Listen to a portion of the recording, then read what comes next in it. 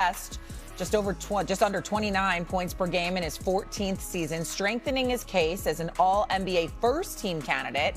With 1 year remaining on his contract, Leonard is eligible to sign an extension for up to 2 additional years with the Clippers. And after the game, he was asked about his future in L.A. In the last year, the contract you signed a couple years ago with the team, you are extension eligible. I was just wondering, is this a place that you would like to stay going forward into the future? I want to let me cry about this loss a little bit more, and we're gonna have our discussions when that time comes. Let's welcome in two-time NBA Finals champion Kenny the Jet Smith. I don't even know if I need to do that whole intro thing with you. You just heard Kawhi last night. Obviously, you watched that Clippers-Warriors matchup. What should Kawhi want to do going forward? Well, obviously all this is speculative, but if you're Kawhi Leonard, the one thing that you can't be is part of a rebuilding process. And I think that's the biggest thing. Obviously when the Clippers traded away Harden, traded away Zubac, it felt like they were in a rebuild.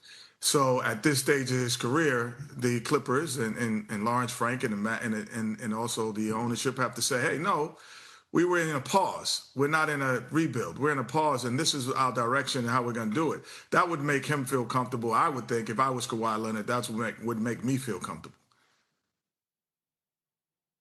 Stephen A., you want to jump in there? Well, listen, here's my answer.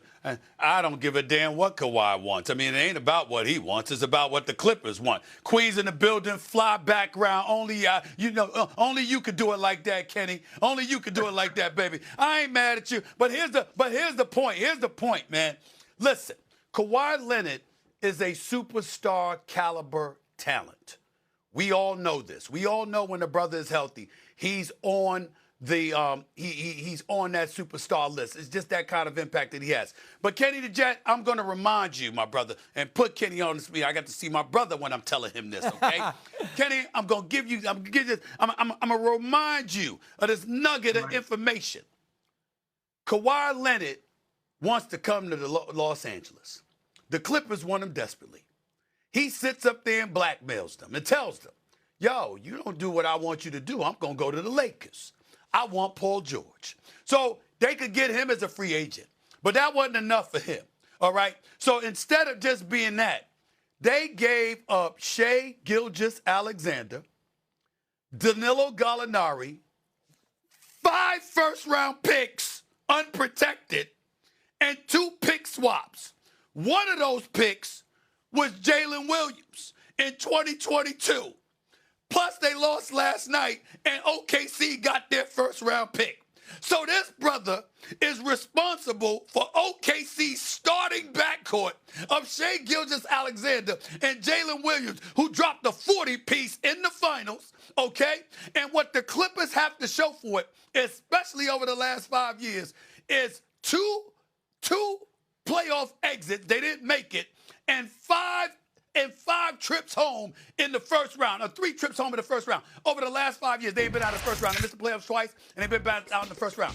If somebody came to you, Kenny the Jet Smith, Queens in the building, my brother, and they said to you that this brother who blackmailed you into getting Paul George to come here, knowing that we wanted to build a new arena, knowing that we couldn't let him go to the Lakers, and they blackmailed you into getting Paul George to come join the team, and we gave up all of those assets, and now years later, this is what we have to show for it. Man only won 3 playoff series. Only one. He's got just as many contract extensions from the Clippers as he has playoff series wins, okay? Ain't been on no conference final. They done nothing, okay? But put up some numbers, win healthy, missed 40% of his regular season games, missed 30% of his playoff games, and that brother came to you wanting an extension.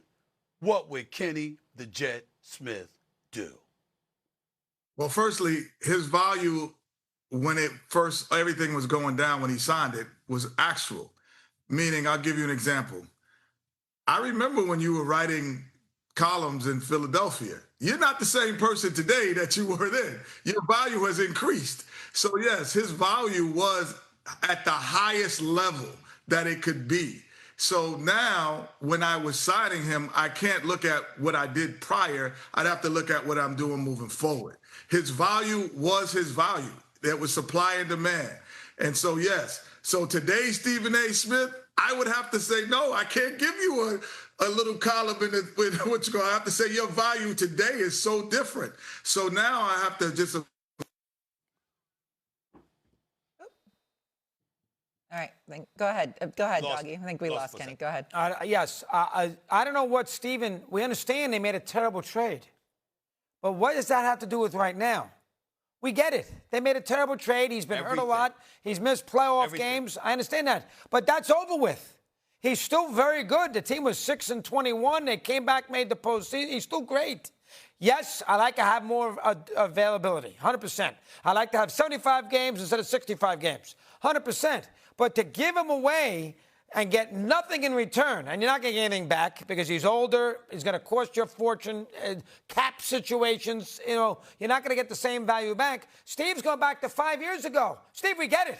They made a terrible. Sam Presti stole him. He stole picks. I'm going back to last night. But it's not the same now. You got to look at it from this point, not 5 years ago. But what about what Kenny is saying in terms of he doesn't think Kawhi should be part of a rebuild? So if the Clippers decide they're going to go in a rebuild direction, you have to move. Clippers Kawhi. are not going to decide that in Los Angeles in that arena to go in a rebuild situation. The fans will disappear and they'll never come back to get the Lakers 5 feet away. They're not going to do that. It's like the Mets and the Yankees. The Mets aren't going to a rebuild with the Yankees right here. It's the same thing with those franchises. They should after this week. Go ahead. That's not the truth. That's not the truth. That's patently false. The fact is this. If the Los Angeles Clippers are a respectable 500 team, that's around what Kawhi Leonard was doing anyway. So guess what? I'm not telling you they could nosedive and stink up the joint and expect fans to come. You got me there. I'm not implying that. What I'm saying is if you could move Kawhi Leonard to a championship contender for a late first-round pick or something like that, or another piece, you know what? It doesn't even have to be on this level. The point that I'm trying to make to you is this.